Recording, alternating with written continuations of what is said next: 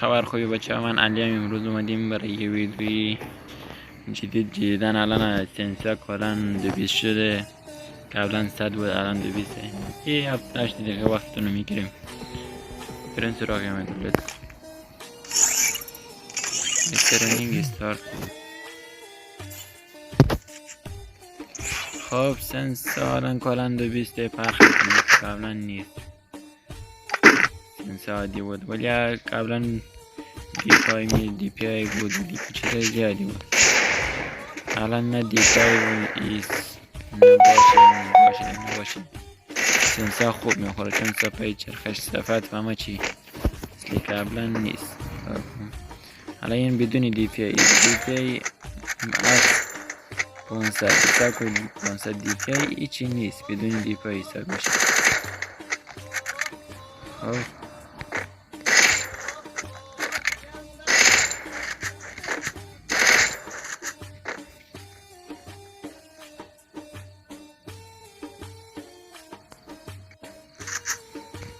ولی خوب میخوره شادگان یونکی زیاد خوب میخوره این چیزا. سنسا بکنم از قبلا خوب شده، نکی بیس برده از قبلا برای گوش پلیر احتمال زیاد خوب شده، ولی برای پی سی شاید معنامون باشه. برای اینکه ویسیده بریم یه جای.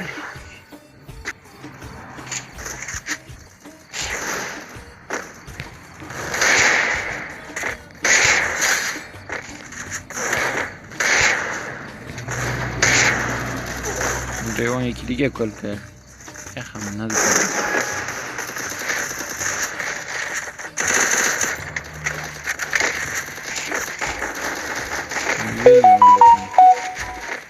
مکسیمین برداشته ویلکنش نبودی چه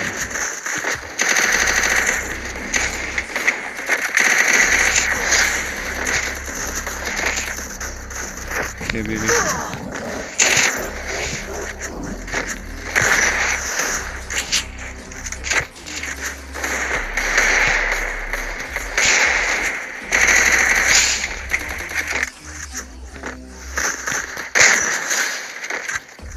دیگه خدایش خوب میخوره.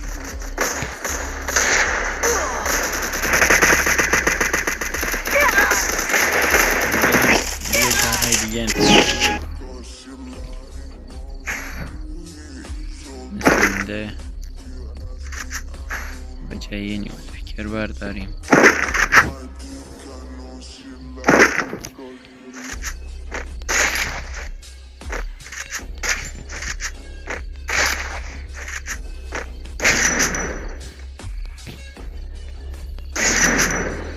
این دا از دور نمیخوره چون دقیقت چیز نداریم.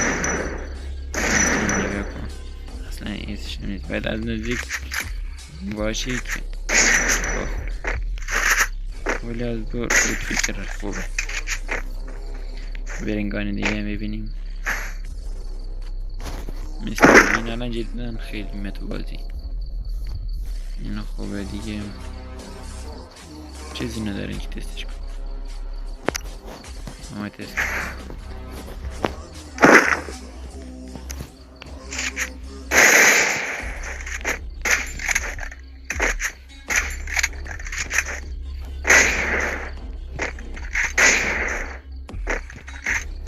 این که میمیره این خوبه، من که نبود ولی نه خوبه.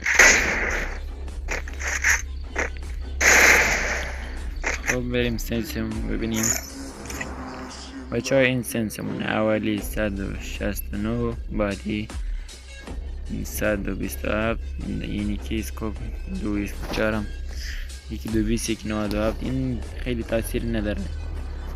و این یکی دیگه اسنایپ هم اسنایپ بله اینم 97 پایینی هم شده. تکمه تیر منم 35 پایین بیاریمش به نظر من بهتر رید بخواد. بله تکمه تیرتون پایین بیاره بیشتر از اون رید میخواد، چون بالا کلن یهتون میکشه بالا.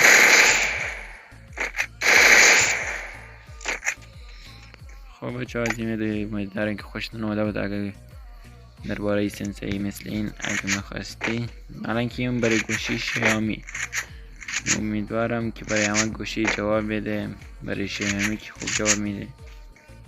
تا ویدیو بعدی فعلا.